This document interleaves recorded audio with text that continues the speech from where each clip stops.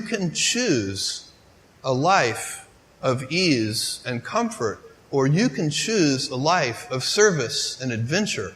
Which one of those, when you're 90 years old, are you going to be more proud of?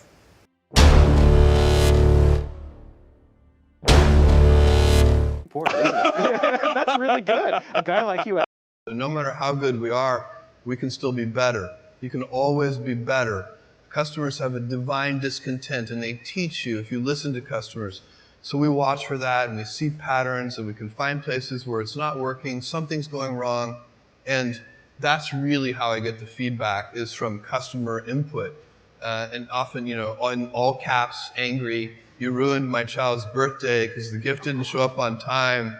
And we take that, and what you really want to do is you take that, it's an anecdote, it's a single example, but you need to find the root cause. What went wrong deep inside the system? How did this happen? Because then you can fix it for everyone, so that particular problem will never happen again. You don't just fix the symptom, you have to fix the root cause. And that's been the secret to our operational success for 20 years. That's really good. A guy like you. There are a lot of things that are a waste of time. When you think about your life, I often tell people that I work with, if you can get, because people have very high standards for how they want their work life to be. And I said, look, if you can get your work life to be where you enjoy half of it, that is amazing. Because very few people ever achieve that. Because the truth is, everything comes with overhead. That's reality. Everything comes with pieces that you don't like. You could be a Supreme Court justice, and there's still going to be pieces of your job you don't like. You can be a university professor, and it's still going to be, you have to go to committee meetings, and you have to do every job comes with pieces you don't like. And we need to say, that's part of it. And not resent those pieces, or try not to, but also try to minimize them. I tell senior executives, you should have the least stress. There's this weird, I think, false idea that CEOs, I'm a CEO, there's this false idea that CEOs are under the most stress. Well, I look at that, I'm like, why? You're in charge. Why don't you delegate the stress? It's your choice. And so you have to figure out how to set up your life in such a way that you can minimize the things. And I find people don't dislike hard work. What people dislike is being out of control. Like, they can't control their life. They can't control their environment. This happens to me when I get overscheduled. I hate being overscheduled. I want some time to be able to think and free myself. We all have the same amount of time in the world. Nobody has more time than anybody else. And when you become a very successful person, one of the things, you start to get overscheduled. You have this event. You had to agree to do this. And maybe last night you were like, why did I agree to do this?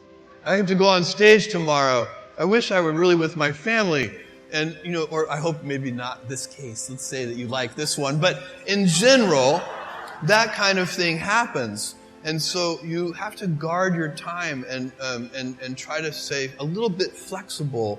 So that's, for me, it's not a waste of time, but I like to have some freedom of movement rather than having every minute of every day scheduled.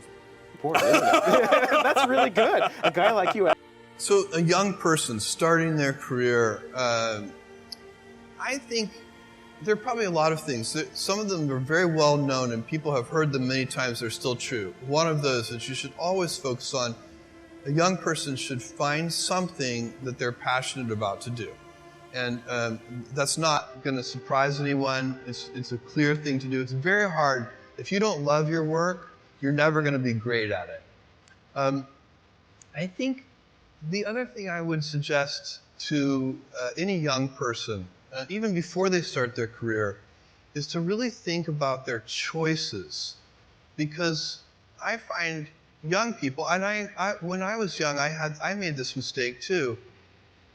you can get very fixed on your gifts. So everybody has gifts. You have gifts and you have things that you didn't get gifted. Maybe you're extremely beautiful. Maybe you're extremely good at mathematics. There are a lot of things that you can be given.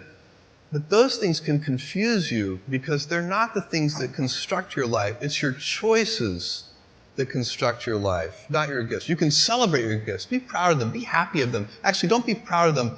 Be celebratory of them. But you can't be proud because they're gifts. They were given to you. You didn't earn them. You can only be proud of the things you earn. And so, as I got older, I started to realize I wasn't proud of my gifts. I was always good at school. School was always easy for me. And I was always proud that I was a great student. I got A's in all my classes. I was good at math, all of that. And I thought that's who I was. But it's not true. Those are the things that are gifts. What was hard for me is deciding to work hard, deciding to use my gifts in certain ways, to challenge myself, to do things that I didn't think I could do, to put myself in uncomfortable situations. I would say to a young person, you can choose a life of ease and comfort, or you can choose a life of service and adventure. Which one of those, when you're 90 years old, are you going to be more proud of? Important, isn't it? That's really good. A guy like you.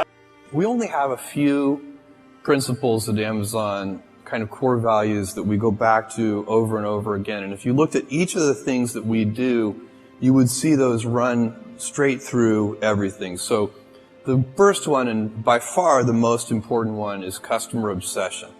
And we talk about it as customer obsession as opposed to competitor obsession.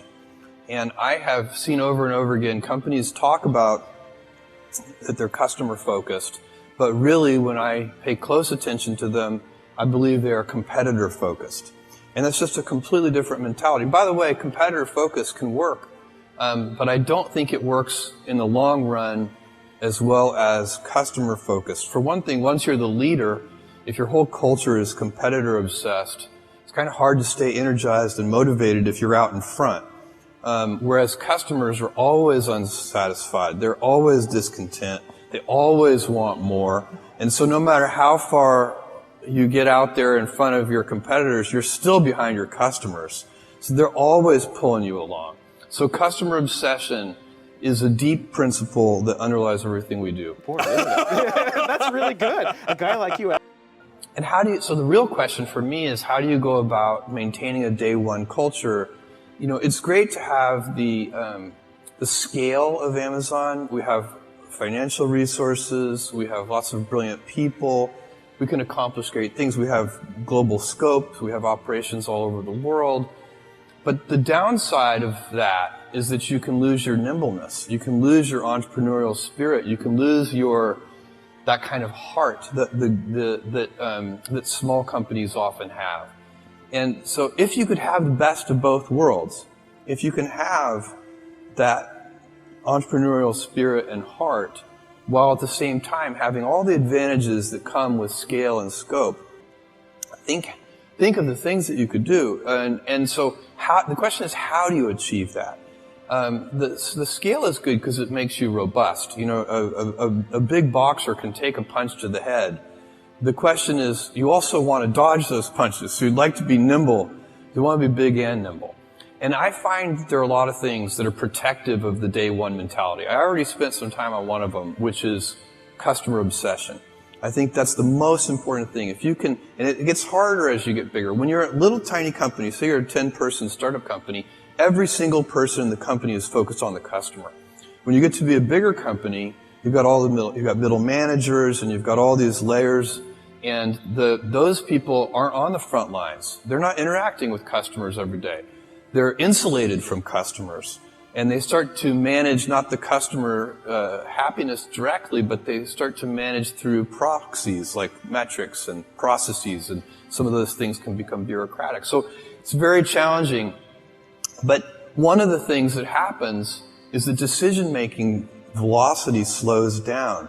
And I think one of the reasons that happens is that people, all, say, junior executives inside the big company start to model all decisions as if they are heavyweight, irreversible, highly consequential decisions. And so even two-way doors, you make a decision, it's the wrong decision, you can just back through the door and try again. Even those reversible decisions start to be made with heavyweight processes. And so you can teach people that these pitfalls and traps, and then teach them to avoid those traps. And that's what we're trying to do at Amazon, so that we can maintain our inventiveness and our heart and our kind of small company spirit, even as we have the scale and scope of a larger company. That's really good. A guy like you. If the stock is up 10% this month, don't feel 10% smarter, because when the stock is down 10% some month, you're going to have to feel 10% dumber, and it's not going to feel as good.